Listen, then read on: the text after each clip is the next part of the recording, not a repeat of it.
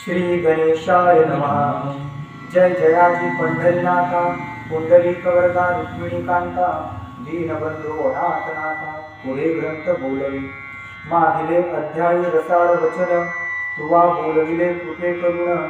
स्वर्गी चरपटीनाथे जाऊन, इंद्राचा गर्व हरिलासे। हरिहराची जिंकुनी कोटी, पुढे लोभाची भेटी। गमन कळा नारद होती, प्राप्त झाली महाराजा। उपरी मणिकर्णिकेचे करुणे स्नान, पुढे पातळे पाताळ भुवन। जीवनी बळीचा गौरव वामनाथे भेटला। भोगावतीची करुणी आंघोळी, पुन्हा पातला भूमंडळी। यावरी कथा पुढे कल्लोळी, नवरसाचे वाडिका। असो आता रमान रमण, ग्रंथाक्षरी बैसला येऊन। तरी पुढे श्रुती सावधान, कथारस घ्यावा तू। तर गेल्या अध्यायामध्ये आपण पाहिलं की जे चरपटीनाथ होते ते स्वर्गभुवनाला गेले। त्या ठिकाणी जे इंद्राचे बगीचा होते त्यामध्ये इंद्राचा गर्वहरण केला झाला। त्या इंद्राचा गर्वहरण केला होता आणि हरिहर म्हणजे विष्णू भगवंत आणि शंकर भगवंत त्यांना सुद्धा जिंकून प्रसन्न करून घेतले होते। आणि अशा प्रकारे मग मणिकर्णिकेचे स्नान केले स्वर्ग भुवनातील। आणि मग पाताळामध्ये जे भोगावती होती पाताळगंगा, तिथे जाऊन सुद्धा वामन जे होते त्यांचे दर्शन घेतले, बळीराजांचा गौरव स्वीकारला। आणि आता यापुढे या अध्यायामध्ये आता पुढची कथा सगळ्यांनी श्रवण करावी। इंद्र चरपटीने जिंकला, वैभवे मशिकातुल्य केला। तरी तो विस्मयवान खोचला, खरखरपणे हृदयात। मग जो गुरु वाचस्पती, परमज्ञाता सर्वज्ञ मूर्ती, सहस्त्रनयन तयापती, घेऊनिया बैसलासे। देवमंडळात सहस्त्रनयन, घेऊनी बैसलासे कनकासन। जैसा नक्षत्रे रोहिणी रमण, अति तेजे विरवला। ऐशा रीती पाकशासन, बैसला सेवुनी सभास्थान। मग बृहस्पतीशी विस्मय रत्न, चरपट प्रताप सांगत असे। मग जो इंद्रदेवांचा अपमान झाला होता तो मनामध्ये कुठेतरी खोचत होता त्यांच्या। आणि मग अशीच एक देवसभा बसली असताना गुरु बृहस्पती त्यामध्ये होते आणि त्यांच्याजवळ जे चरपटनाथांनी जे प्रताप केला होता आणि अशी कोणती त्यांच्याजवळ विद्या आहे म्हणून उत्सुकतेने ते आपल्या गुरु बृहस्पतीला इंद्रदेव विचारत आहेत। आहा वै धाकुटे स्थान स्वरूप, परी अर्कासमान थोर प्रताप। हरिहरादी करुणी लोक, स्थापुनी गेला आपुलेची। तरी वाताकर्षण विद्या सबळ, देव दानव झाले निर्बळ। नाथपंथी हे महाबळ, आकळले कैसे कळेना। तरी याते करुणी उपाव, साध्य करावी हितुके ठेव। या कर्माची कोण लाघव, स्वीकारावी महाराजा। की तयाच्या गृहापती जाऊन, दास्य करावे मनोधर्म। तो शौनी सर्व कर्म, महिवरी निर्वाव। असो यापरी यत्न करून, भेट घ्यावी त्या गवसून। परिचे जोगी तीव्रपणे, वर्तताती सर्वदा। तरी उगलीच घेऊन दृढ भेट, अर्थ वदावा तयाची निकट। तरी काय चाड आमची अलोट, कार्यार्थी भेट पूर्णती। तरी भेडेचे उपजेपण, उजेड पडेल दास्यत्वे करून। तया मागे रानोरान, अपारमही हिंदावी। तरी हिंदल्याने कोणे काळी, उदय पावेल कृपा नव्वारी। अमरपुरीची देवमंडळी, तेजोयुक्त होईल। म्हणालायसे कासयाने, हा विपर्यास येईल घडवण। तरी मही होता पुण्य पावन, आसन माझे घेत असे। तरी मी येथे सावधान, करुणी रक्षितो आपुले आसन। तस्मात अमरावती सोडून, जाणे नाही मज लागे। मग त्यांच्याजवळ म्हणे एकच अस्त्र आहे की ते आपल्याजवळ नाही, ते आहे वाताकर्षण। कारण आपले सगळेच अस्त्र काम करतात पण वाताकर्षणाच्या समोर आपण हतबल होऊन जातो। आणि मी ते आपल्या अनुभवानं पाहिलेले आहे की शंकर भगवंत आणि विष्णू भगवंताचा सुद्धा त्या ठिकाणी पार लागला नाही आणि ती विद्या आपल्याला पाहिजे। तर बृहस्पती गुरु सांगतात की त्याच्यासाठी तुला नाथांजवळ जावं लागेल। मग हा विचार करतो मला मग अमरपुरी सोडावं लागेल, मग त्या नाथाबरोबर तीर्थयात्रा करत फिरावं लागेल, त्यांची सेवा करावं लागेल आणि मग ते आपल्याला विद्या देतील, तेही मग तप करावं लागेल. म्हणजे किती खटाटोप आहे. मग म्हणे मला कसा जमेल, मी मोठ्या मुश्किलीने मग ते या ठिकाणी अमरपुरीला रक्षण करत बसतो, कारण सगळ्यांचा डोळा अमरपुरीवर असतो. थोडीशी शक्ती एखाद्याला प्राप्त झाली तर त्याचा पहिला डोळा इंद्राची असतो. मग मी जर तिकडे गेलो तर इथं रक्षण कोण करेल? मग माझ्यानं कसा जमेल? एवढी तीर्थयात्रा 12-12 वर्ष ते फिरतात, 12-12 वर्ष तप करतात. ऐसे बोलता अमरपती, बोलता झाला वाचस्पती, म्हणे महाराजा नाथाप्रती येथेच या नावे महायत्नी. तरी तो यत्न म्हणशील कैसा, यज्ञ करावा सोमभासा, त्या निमित्ते नाथ राजसा घेऊन यावे स्वर्गासी. मग तो येथे आल्या पाठी, दावणी भक्तीची अपार पोटी, मोह उपजवणी नाथापोटी, कार्य साधने घेईजे. आता तू काही स्वर्ग सोडून जाऊ शकत नाही, तर इंद्रदेवा त्या नाथांना तिथं बोलवून टाक, एक सोमयज्ञ आरंभ कर. सगळ्या नाथांना इथं बोलव, पाचारण कर. मग सगळे येतील आणि आपल्या भक्तिभावाने त्यांच्या सेवेने तू त्यांना प्रसन्न करून घे आणि मग अशा प्रकारे ते तुला झोपतेस विद्या ना? प्रदान करतील. एक तोरण तयार करते. ऐसे बोलतात तपोद्विज परमपुरुषाला अमरराज, उपरी म्हणे महाराज कोणा पाठवू पाचारण. यावेळी बोले पचतात वाकाचा करण्याचं सुताचा हे महाराज अमरनाथ मच्छिंद्र पिता ते आहे ना, वाकं आहे ना, सुतही आहेत ना. अष्टपरिचर आहे म्हणून आता नाही तर जमते. उपरिचर जाता महिकडवती, मच्छिंद्राची घेईल भेटी, सागरे त्या ठिकाणी शिरवती. मग मच्छिंद्र आहा बोधित. मग तरी त्या ते पाचारून कार्य यज्ञाचा उद्योग काम विमान याने आरूढ करून पाठवावा महाराजा. यावेळी मच्छिंद्रनाथ अजित काय इकडे काय लांबतात ते अमरपुरीत गौरवोनी तुवा त्याचे तुष्टचित्ती निर्वावा. तरी शक्ती तव सरिता लोक, मच्छिंद्र पोट संगणिता पात्र अलोट. कान इकडे ठेवा फक्त. कान इकडे ठेवा म्हणतो. मुखाचे पडतात जरण, कार्यशक्ती कामुकता फळ, तू ते ओबील तपोबळ नवनाथ आणूया. मग तो मुक्त अरुंधविद लावी भक्तीच्या शस्त्रास्त्र संधी, मग ते रत्न कर्णविधी स्वीकारिता महाराजा. ऐसे ऐकुनी गुरुवचन परमकुशला समुद्रनयन, मग रती मातनी पाठवण उपरिचरा आचार्य. आता म्हणे इंद्र भगवंत इंद्रदेव म्हणताय बृहस्पतीला की गुरुदेव तुम्ही म्हणला हे मला आवडली तुमची युक्ती. त्यांना तिथं बोलवायचं आणि सोमयाग आरंभ करून त्यांची भक्ती करायची, सेवा करायची, त्यांच्याकडून विद्या प्राप्त करायची. पण ते निमंत्रण कोणाच्या हातून पाठवायचं? तर बृहस्पती देव सांगत आहे की त्यांचे पिता आहेत उपरिचर वसू, त्यांनाच पाठव, मच्छिंद्राकडेच पाठव. कारण मच्छिंद्र हा मुख्य शिष्य आहे, बरोबर पहिला पहिला शिष्य, आणि त्याच्याकडे पाठवलं आणि त्याच्याकडे बातमी देऊ. मग तो सगळे मागे. मग आपला जो मातंगी नावाचा सारथी होता, त्याच्या हातून उपरिचर वसूला बोलवण्यासाठी आणले. उपरिचर वसू आले त्या स्वर्गभवनामध्ये. उपरिचर येता बदे त्याते, म्हणे महाराजा कामना म्हणत उदय विक्रम सोम मखाने, पूर्ण करी आता. तरी विमानी आले करून आरोहण, जावुनिया पायी मच्छिंद्र नंदन, उपरी त्याते सरे घेऊन जावे मंदासन देवी. मग ते आर्या भावार्थिक मेळवणी आणि अमरपुरीत सोममखाचे सकल कृत्य तया हस्ती संपादे. अवश्य म्हणे वसुनाथ तत्काळ विमानी आणि वैशक, बद्रिकाश्वरी मच्छिंद्रनाथ लक्ष्मीया काकला. तो गोरक्ष धर्मनाथ चौरंगी कामुका गोपीचंद राजसूत, बद्रिकाश्रमी जालंधर अरबंगीनाथ आणि उपरिचर वस्तू त्या ठिकाणी आल्यानंतर त्याला आपला प्रयोजन सांगत आहे की आपल्याला मोठा सोम यज्ञ करायचा आहे आणि ते मच्छिंद्रनाथांच्या हातून करायचं आहे. मग तुम्ही त्या कार्यासाठी सगळ्या नाथांना पाचारण करण्यासाठी मच्छिंद्रनाथांकडे जा. तर ठीक आहे मी विचारतो.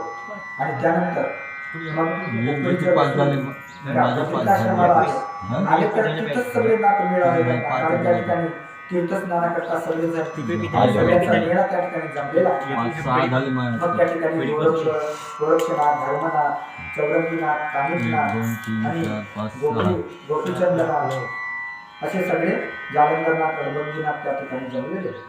ऐशा समुदायात मच्छिंद्रनाथी अवचितपणे देखला तात मग उठवली महाराज. आता मग त्या ठिकाणी उकरीचेर बसून जाता बरोबर मच्छिंद्रनाथांनी आपले पिताश्री आलेले आहेत उकरीचेर बसून आणि त्या मेळामधून उठून उभे झाले आणि पित्या घेऊन त्यांचे चरण वंदन केले, त्यांना प्रणाम केला. मग नाथ वसू भेटून बैसला सकळांमध्ये वेष्टून म्लान वाणी कार्यरत्न अमरांचे सांगत असले. म्हणे महाराज हो शंकरापोटी अर्थ उदेला महापोटी तरी आपण नवही जेठी साध्य माझे कार्यार्थ बहुतांपरी करुणी भाषण सर्वांचे दुष्ट केले म्हण सुपरी मच्छिंद्राचे बोलून अवश्यपणे वरविले. मग जालंधर कानिफनाथ चौरंगी मच्छिंद्र गोरक्ष अडबंगी गोपीचंद रायादी अन्य आरूढ झाले विमान. आता मग येण्याचे प्रयोजन सांगितले की इंद्रदेवाच्या मनामध्ये एक इच्छा निर्माण झाली आहे की स्वर्गभुवनामध्ये सोमयाग करायचे आणि सगळ्या नवनाथांना पाचारण करायचे आणि त्या निमित्ताने तुम्हाला एक निमंत्रण म्हणून या ठिकाणी देण्यासाठी आले. मग ही योजना आपले पिताश्री आले आणि पिताश्री निमंत्रण घेऊन आले. मग आपण नाही कसे म्हणू शकतो.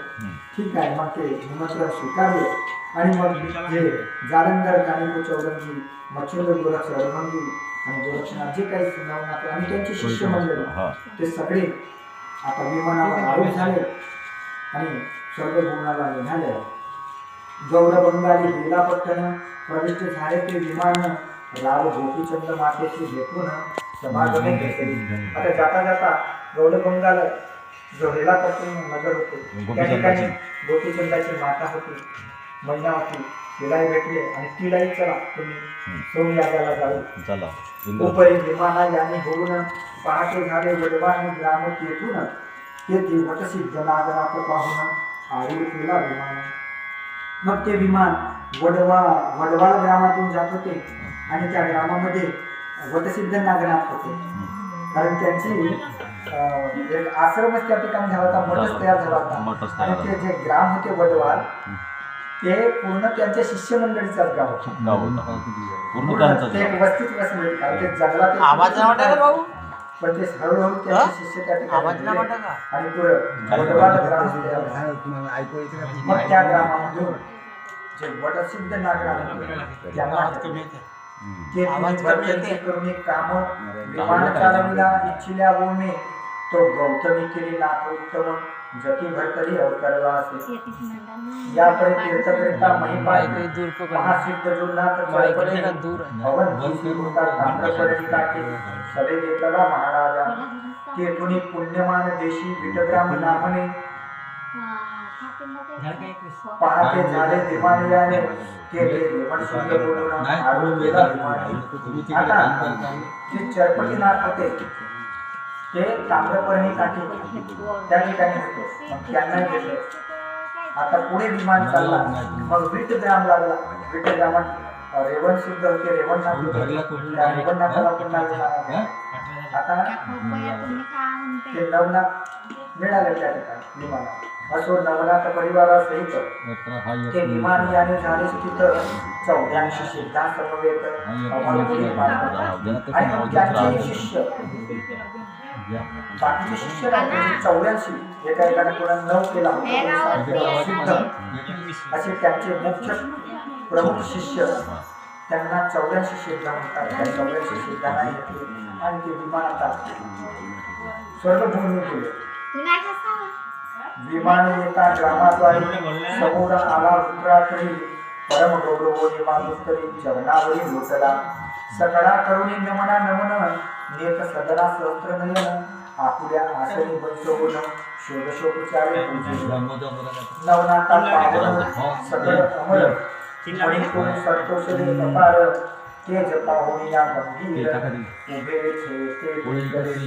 मग हवन कृत्य मनकामना वदता झाला सकळ जना मने महाराजा सौनेस्ताना शुद्ध अर्थ रखावा. मग वाचस्पती आणि मच्छिंद्रनाथ मनकी सुरवर पाळा एकमात सिंहल बीपी स्थान अद्भुत यज्ञ तेथे करावा. मग सगळे नाथ त्या ठिकाणी आल्यानंतर त्यांच्या आदर स्वागत समोर जाऊन इंद्रदेवाने केला. सगळ्यांचा मान सन्मान झाला आणि आपल्या आसनावर नाथांना बसवले. आणि मग आता जे सामुग्री होती ते पहिल्यांदा जमा करून ठेवली होती यज्ञ सामुग्री वगैरे. त्यानंतर आता यज्ञ कुठं करायचा, तर जे बृहस्पती आणि मच्छिंद्रनाथ ते म्हणत आहेत की सिंहल द्वीप नावाचं एक ठिकाण आहे, ते चांगलं ठिकाण आहे, ते यज्ञ करण्यासाठी योग्य आहे. अटव्य कानन आहे तुमचे शीतल छायाभरित जलाचे, ते न्यून साहित्याचे पडणार नाही काळचे. उपरी सर्वतू गंधर्व घेऊन पाहते झाले अटव्य स्वन, तेथे यज्ञ साहित्य आहुती करून यज्ञ आरंभ मांडला. दंपत्य बैसोली सहस्त्र नयन मंत्र प्रयोगी बृहस्पती आपण यज्ञ आहुती नवयजन स्वाहा म्हणून पूजितात. आता मग तो सिंहल द्वीपामध्ये जो अटव्य कानन म्हणजे अटव्य जंगल होता त्या भाग, त्याचं नाव, त्या ठिकाणी चांगली जागा शोधली. या ठिकाणी ठीक आहे, जागा योग्य आहे. त्या ठिकाणी यज्ञकुंड यज्ञभूमी उभारली. सगळे साहित्य त्या ठिकाणी बोलवून घेतले सेवकांकडून. आणि मग कार्य विभागण्यात आले की जे गुरुदेव बृहस्पती आहेत ते मंत्र उच्चारण करतील, त्यांचं आसन एका ठिकाणी मांडले. आणि जे यजमान आहेत ते इंद्रदेव आणि त्यांची पत्नी सची हे आपले यजमान पद स्वीकारतील. दोन्ही दाम्पत्य म्हणून पती पत्नी. आणि त्या यज्ञामध्ये आहुती टाकण्याचे काम हे नवनाथ करतील. नवे जण आपले त्या भोवती बसतील. आणि अशा प्रकारे सगळ्यांची त्या ठिकाणी योग्य व्यवस्था लावण्यात आली. परी किलोतडेचे सीमेयात अटव्य वन होते अद्भुत यज्ञ होता पिंजनाथ मच्छिंद्राचे आठवला. आता एक किलोतडा राणी होती, तिच्या सीमेला लागून ते अटव्य वन होते. आणि मग मीननाथ यांची आठवण मच्छिंद्रनाथाला झाली.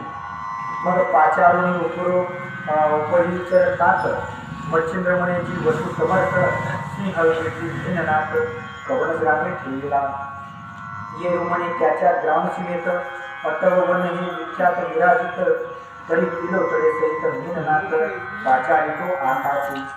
मग उपरीचर वसू प्रत्यक्ष जाऊन मीननाथासह किलोतडा रत्न पाचार मग आठवण केल्याबरोबर आपल्या पित्याला म्हणताय की तुम्ही किलोतड्याला गेला, तिचा उद्धार झाला होता कापूचा. तिला कुठं ठेवला सिंहल द्वीपामध्ये, कारण ती सिंहल द्वीपाचीच होती. ते स्वर्ग भुवनात जो सिंहल द्वीप होता तिथूनच ते पृथ्वीवर आले. मग तुम्ही मीननाथ आणि किलोतड्याला या ठिकाणी आणा. मग उपरीचर बसून राहतात आणि त्यांची भेटी करून देतात आणतात. परमस्नेहाने क्षरी एक काही वाहवले मोक्ष प्रवाही उपरी दाना सुख तयार नाही मच्छिंद्राने ठेवले. चौरंगी आणि अडबंगीनाथ बेवित बैसविले समुदायात यज्ञ आहुती तयारचे हस्ते स्वीकारित महाराजा. 10 नाथ यज्ञाहुती प्रवाही चाले मच्छिंद्र जती पुत्र मोधरुणी चित्ती अभ्यासाचे बसविला. अभ्यास करिता मीननाथ वाचस्पती शक्राशी बोलत म्हणे महाराजा यथार्थ तुम्ही बैसता सरेना. तरी दंपत्या उपरीचर वसू बसवली पावा अर्थ सुरसू ऐसे बोलता पारणे विशेषू मळ पार समजला. आता दाम्पत्य म्हणून यजमान घेतलेले होते इंद्रदेव आणि सची देवी. मग त्या ठिकाणी मीननाथाला आणि मीननाथाला अभ्यास शिकवू लागले मच्छिंद्रनाथ. त्या ठिकाणी चला यज्ञ होते. आता 9चे 10 नाथ त्याच्या हातून आहुती होत होती. असे 10 नाथ यज्ञ आहुती प्रवाही चाले मच्छिंद्र. आपल्या पुत्रालाही बसवले आणि पुत्र मोहामुळे आता याच ठिकाणी दोन्ही काम होऊन जाते. यज्ञ होते आणि याला विद्या सांगत होते. म्हणजे काही शाबरी विद्या काही मंत्र होते तेही सांगत होते. का अशी विद्या आहे तशी विद्या आहे, याचा असा उपयोग करायचा, त्याचा तप तसा करायचा. मग एक इशारा वजा बृहस्पती सांगत आहे की तू यजमान पद घेऊ नको, दाम्पत्य म्हणून तू बसशील तर तुला हे विद्या शिकायला मिळणार नाही. मग त्या ठिकाणी उपरीचर वसूला बसले आणि तू मोकळा म्हणजे तू मोकळा राहिल्यावर तुला थोडासा फुरसत मिळेल. आणि मग त्याचा जो अभ्यास आहे तो शिकून घे गुप्त रूपाने. मग हा जो एक इशारा वजा सूचना होती बृहस्पतीची की इंद्रदेवाला समजली. मग हातीचे सोडून यज्ञ कंकण वसु हाती केले स्थापन. मग न्यूनपणे गवता प्रार्थून निज दृष्टी दिलो की सर्व पदार्थ आणवून आपण अंगे झिली सची नंदन. उदक पात्र सांगता जाण सिद्ध भोजन उन्हाळी खाद्य भोज्य सदृश अन्न करे आणि तसे पात्री वाढून शेवटी शिवले तयाचे चरण निज हस्ती चुरत असे. आता म्हणे माझ्या हातून काही शिवाय घडली पाहिजे इंद्रदेव, मी असा बसून राहील आणि दुसऱ्याला तुम्हाला सांगेल तो म्हणे तुमचे पिताश्री बसून त्यांना आपण हा मान देऊ यजमान पदाचा, त्यांना दाम्पत्य म्हणून बसू आणि आपल्या हातावर जो कपकन बांधला होता तो आपल्या हातातील कपकन काढला आणि उपरीचर वसूला बांधला आणि तुम्ही बसा म्हणे मी सेवेचे काम करतो, काही पदार्थ लागले तो मी आणून देत जाईल. मग पुढे जे सांगितलं ते पटकन इंद्र भगवंत आणत होते, इंद्रदेव आणत होते आणि स्वतः आणून काही भोजन सामग्री आणत मग वाढू लागत सगळं तसे पाय दुखून जात त्याचे. पण त्याला काही प्राप्तच करायचा होता तर थोडीशी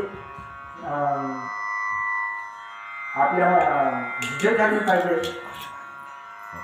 म्हणून पाय दुखून जात त्याचे. मग आपल्याच हाताने मग आपले पाय चुरत होता, पण तो एक जिद्दीनं भिडला होता त्या कामात. ऐशी सेवा करिता संपन्न तुष्ट होतसे जतीचे मन हृदय भाविकी यावरून प्राणसाध्य करावे. येरीकडे निनाथ सुतासी विद्या अभ्यासित तो समय जाणून सापेक्ष इंद्र मयूरवेशे नटलासे. निकट तरु शाखेवरती विद्या अभ्यासित वृत्तपंथी तो अकस्मात वातास्त जपती वाताकर्षण लादले. दैवे सर्व तपर हाती सकळ लादली हातवटी उपरी वाताकर्षण विद्या पाठी वातप्रेरक अस्त्र लादले. ऐशी विद्या होता सघन परमहंसला सहस्त्र नयन पण एक संवत्सर होता यज्ञ अभ्यासित तववरी. आता मग हे यज्ञाचंही काम करायचे आणि मग बाकीच्या वेळामध्ये त्या मेननाथाला मच्छिंद्रनाथ विद्या शिकवायचे नाटपंथाची. मग असे गुप्त रूपानं मोराचा रूप धारण केला इंद्रदेवाने आणि जो झाड होता त्या झाडाखाली ते अभ्यास करत होते. विद्याभ्यास नियमित तो झाड ठरला होता का आपण या ठिकाणी बसायचं एकांत मस्त ठिकाण आहे आणि दोघे जण बसून त्याला विद्या शिकवायची. मग त्या शाखेवर बसून तो मोर गुपचूप ते विद्या शिकत होता आणि मग ज्याला ते अभिप्रेत होते जी विद्या शिकायची होती ते अचानक मग त्याचा वेळ आहे. वातास्त्र आणि वाताकर्षण हे दोन्ही त्याला पाहिजे होते, अचानक तेच विद्या त्याला मिळाली. मग त्याच विद्येच्या मागे 1 वर्षापर्यंत ते यज्ञ चालले सोडले. मग त्या 1 वर्षापर्यंत तो त्या दोनच विद्याचा अभ्यास करू लागला. बाकीचे ते त्याच्याकडे होते सगळे अस्त्र शस्त्र वज्रास्त्रापासून ते सगळे असते. मग असो हवन अर्पण आहुती मग पावनी पूर्ण समाप्ती. मग मच्छिंद्रनाथ प्राज्ञिक जती अग्रपूजे बैसला. मग पूजा करून सांगोपांग उपरी दशमनाचे पूजिले अंग वस्त्रभूषणे चांग देऊन या गौरविले. मग पूजा करून सांगोपांग उपरी दशमनाचे पूजिले अंग वस्त्रभूषणे चांग देऊन या गौरविले. आता 1 वर्षापर्यंत तो यज्ञ झाला, यज्ञाची समाप्ती झाली. इकडे त्या मेघनाथाला विद्या पूर्ण अर्पण झाली आणि ते चोरून काही विद्या जे पाहिजे होते ते इंद्राने शिकून घेतली. आता अग्रपूजेचा मान मच्छिंद्रनाथांना, मच्छिंद्रनाथाची अग्रपूजा झाली.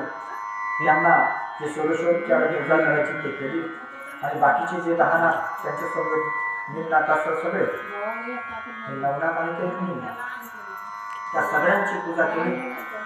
वस्त्रभूषणे जे काही आभूषण द्यायचे ते दिले त्यांना आणि सकाळा बसवून कनकासनी उभा राहिला जोडून पाणी सर्वांची मने वदे नान वदने नातवतन माझे पैसा माते घडला एक अन्याय परी आपण सहन करा समुदाय या मयूर वेशे धरुणी माय अभ्यासले विद्येते मीन जतीचा प्रताप गहन मज सापडले विद्यारत्न तरी आपुलावर त्याचे देऊन सनातपणे निर्वावे ऐसे बोलता अमरनाथ सर्वांशी समजले तस्करी कृत्य मग ते कोकोने परम चित्तात शाप वचन बोलतात म्हणती इंद्राचे कृत्रिम आणले ठकवावया कारण तरी चोरून घेतले विद्यारत्न निष्फळ होईल तुझ्या आता किती विद्या आपण प्राप्त केली पण गुरुच्या आशीर्वादाशिवाय ते सफळ होत नाही, सिद्ध होत नाही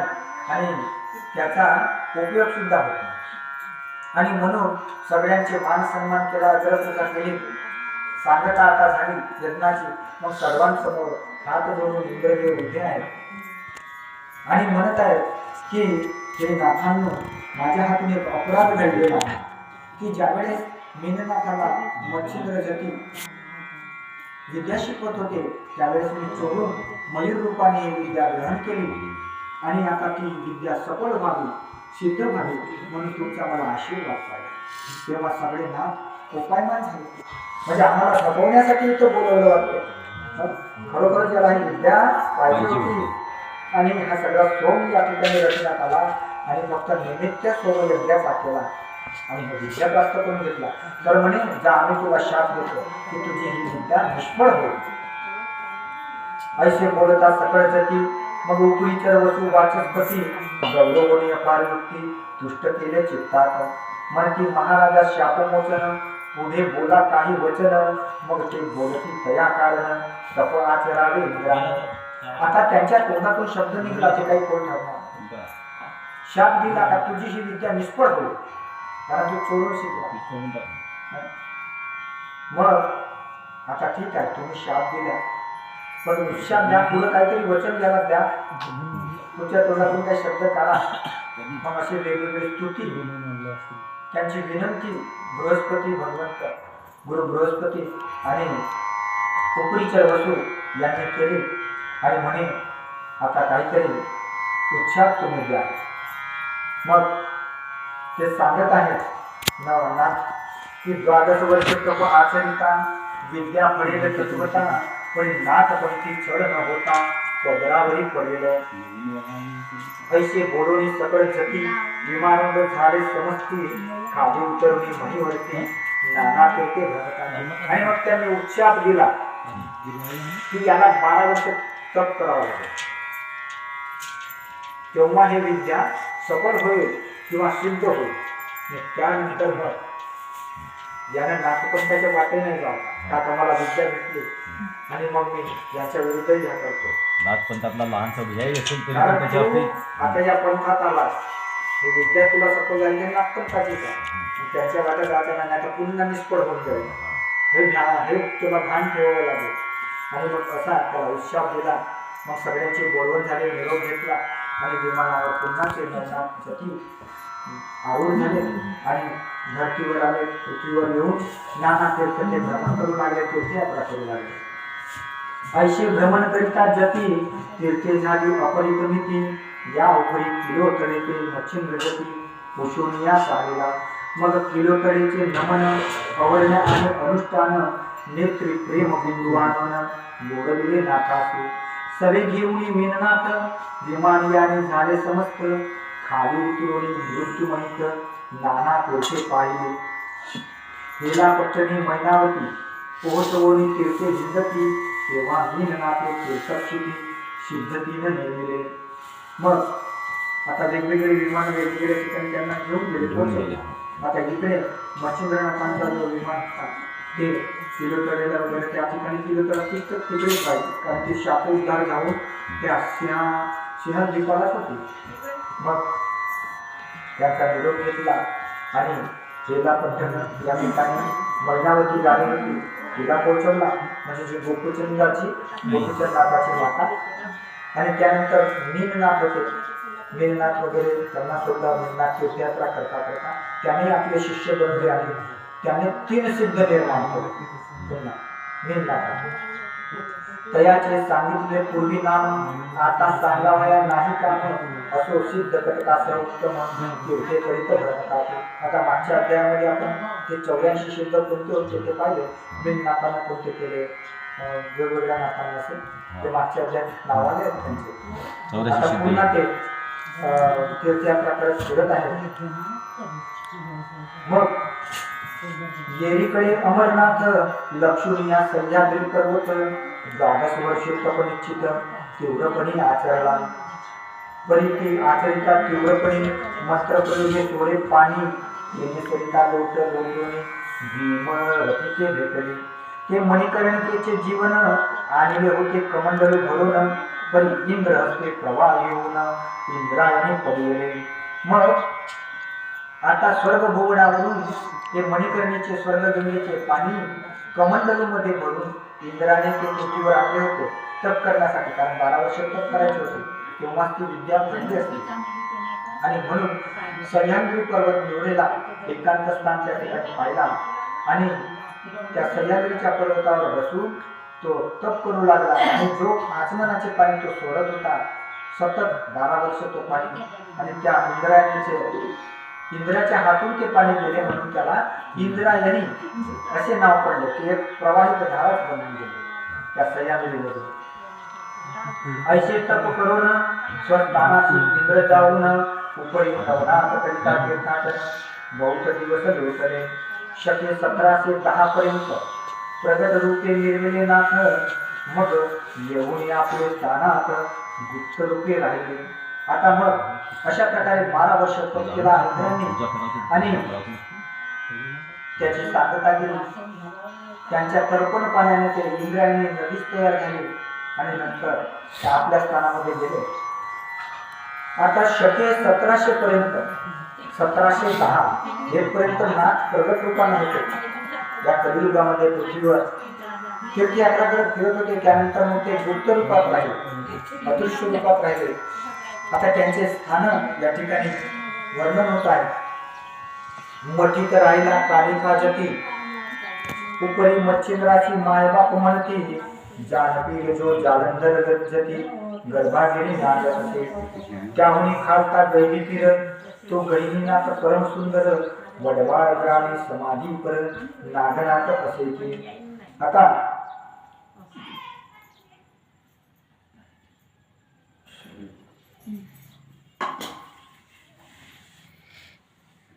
सद्गुरुनाथ महाराज की जय. मग असे वेगवेगळ्या ठिकाणी ते गुप्त रूपात राहिले. मठामध्ये कानिफनाथ राहिले आणि त्या मठाच्या वर मच्छिंद्रनाथ आणि जानपीर म्हणून त्याच ठिकाणी जालंधर याची जी ठिकाण आहे त्याला जानपीर असे म्हणतात गर्भगिरीमध्ये. आणि त्याच्यापेक्षा खालचा गर्भगिरीमध्ये गैलीपीर म्हणून गैलीनाथ राहिले. वडवाड गावामध्ये त्यांचा ग्रामच होता, मठ होता, त्या ठिकाणी नागनाथ राहिले जे वटसिद्ध नागनाथ त्या ठिकाणी ते. आणि विट ग्रामामध्ये जो मानदेशामध्ये आहे तिथे रेवणसिद्ध रेवणनाथ राहिले. आणि विट ग्रामी मानदेशात तेथे राहिले रेवणनाथ चरपट चौरंगी अडभंगी तीर्थ गुप्त अध्यापी करते. आता रेवणनाथ विट ग्रामामध्ये राहिले परंतु चरपटनाथ चौरंगीनाथ आणि अडभंगीनाथ आताही या